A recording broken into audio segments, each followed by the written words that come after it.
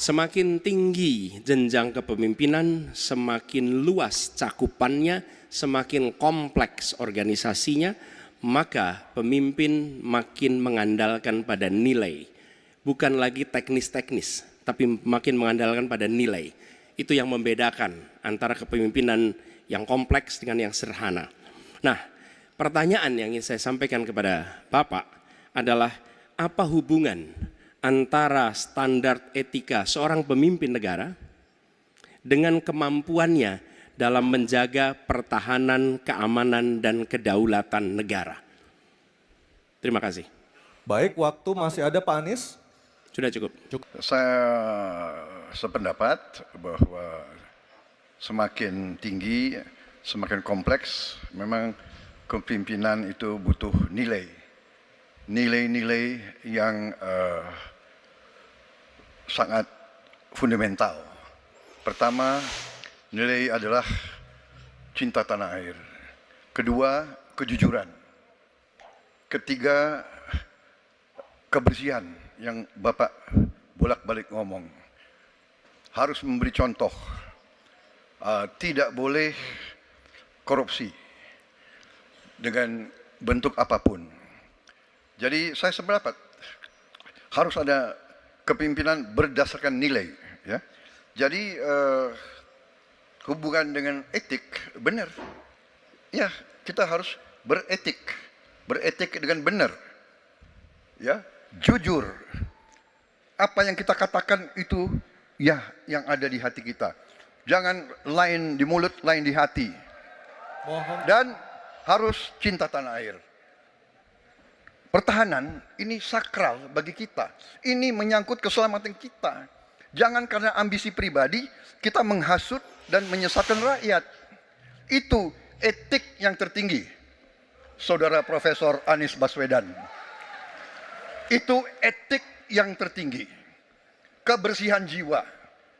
Kejujuran. Kesetiaan kepada rakyat. Sekali lagi. Jangan karena ambisi pribadi kita menyesatkan rakyat, kita menghasut rakyat, kita membahayakan pertahanan keamanan rakyat. Kasihan prajurit-prajurit yang sedang berjuang untuk menjaga kita. Polisi-polisi yang menjaga kita, kasihan. Kalau ada calon-calon pemimpin yang kerjanya hanya menghasut saja. Waktu habis, terima kasih Pak Prabowo. Mohon tenang. Bisa tenang dulu Bapak Ibu, bisa tenang dulu. Oke, Mohon bisa tenang dulu. Baik, kita lanjutkan kepada Bapak Anies Baswedan menanggapi jawaban dan pernyataan dari Capres nomor urut 2 Bapak Prabowo Subianto. Waktunya 1 menit, silakan Pak Anies. Ketika dikatakan bahwa standar etika yang dipegang adalah tinggi, memang menjadi presiden, panglima tertinggi harus memiliki standar etika yang amat tinggi. Itu harus.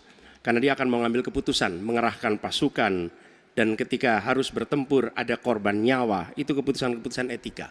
Tapi dalam kenyataannya Pak, ketika Bapak memimpin di Kementerian Pertahanan, banyak orang dalam pengadaan alutsista, PT Teknologi Militer Indonesia, Indonesia Defense Security, lalu orang dalam pengelolaan food estate, lalu ada kejadian-kejadian di mana kita semua menyaksikan ketika ada pelanggaran etika dan Bapak tetap jalan terus dengan cawapres yang melanggar etika. Artinya ada kompromi atas standar etika. Standar etika ini fakta. Ini fakta. Dan kemudian dalam pidato Bapak mengolok-olok tentang pentingnya etika. Saya tidak tega untuk mengulanginya. Pertanyaannya, apa penjelasan Pak Prabowo soal itu semua? Baik, waktu habis. Oke, harap tenang dulu, kita lanjutkan acaranya. Kami persilakan Bapak Prabowo untuk menanggapi pernyataan Bapak Anies Baswedan. 1 menit, silakan Bapak.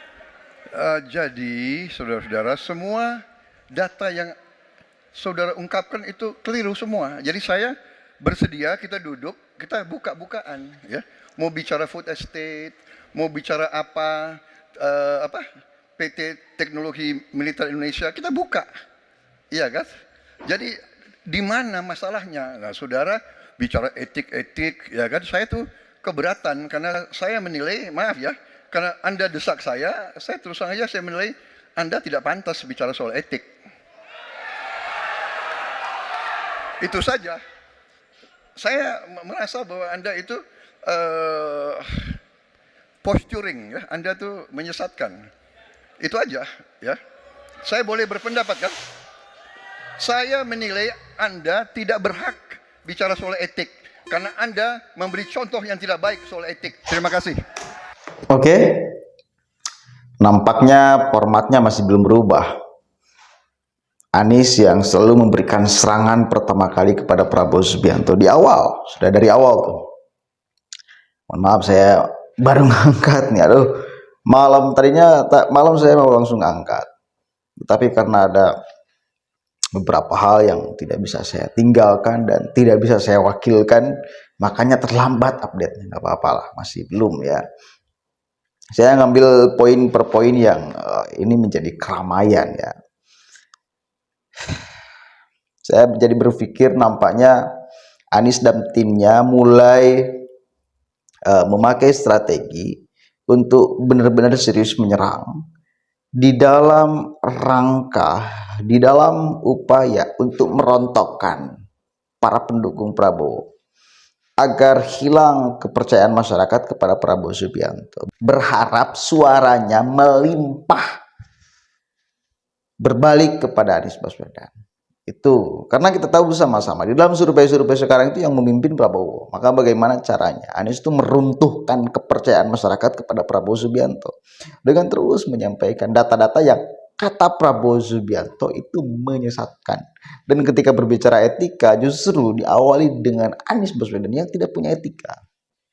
Tapi ini seru lah. Kemudian semuanya diserahkan kepada masyarakat. Tetapi poinnya satu, ketika Anies benar-benar berhasil meruntuhkan kepercayaan masyarakat kepada Prabowo Subianto, maka ia akan mendapatkan limpahan suaranya. Misal, masyarakat ini sudah tidak percaya gara-gara ucapan Anies nih, misal kepada Prabowo Subianto, maka yang akan mendapatkan limpahan suaranya bukan Anies, tapi Ganjar Pranowo. Karena mayoritas yang mendukung Prabowo itu adalah pendukung Jokowi. Dan pendukung Jokowi sekarang itu terpecah, ada ke Prabowo, ada kepada Ganjar Pranowo. Dan bila masyarakat pendukung Jokowi tidak percaya kepada Prabowo gara-gara ucapan Anies, maka limpahan suaranya gak mungkin ke Anies, tetapi kepada Ganjar Pranowo. Poinnya itu. Maka biarkan aja Anies menyerang seperti itu. Karena tahu mereka, Anies tahu lumbung suara itu sekarang ada di pendukung Prabowo Subianto. Dan dia mulai menguliti satu persatu apa yang dianggap kesalahan Prabowo Subianto. Diterangkan di depan masyarakat agar hilanglah, rontoklah suara Prabowo minimal di survei itu ya. Hingga pada akhirnya melimpah ke Anies Baswedan. Tapi saya kira itu salah strategi. Tapi ya nggak apa-apa. Kalau kemudian itu dianggap bagian daripada strategi jitu, bagi saya, ini strategi keliru dari perubahan. Strategi keliru dari perubahan, koalisi perubahan. Tapi ikhtiar itu ya terus dilakukan. Karena mereka mungkin nggak mau kalah di awal, minimal Anies itu akan menyalip Ganjar Pranowo supaya masuk putaran kedua. Kan itu.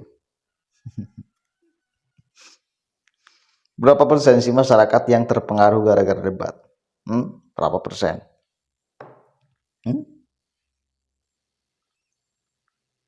Berapa persen coba? Adalah 1-2 orang. 0, sekian persen.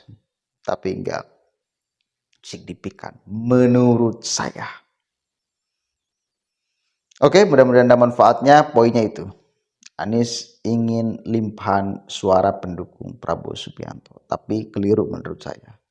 Justru bila ucapan Anies berpengaruh, benar-benar meruntuhkan kepercayaan masyarakat kepada Prabowo, yang akan mendapatkan limpahan suaranya adalah Ganjar, bukan Anies. Jadi ketika Anies melakukan hal tersebut, ini justru semakin membuka peluang Anies kalah di putaran pertama. Poinnya itu. Assalamualaikum warahmatullahi wabarakatuh.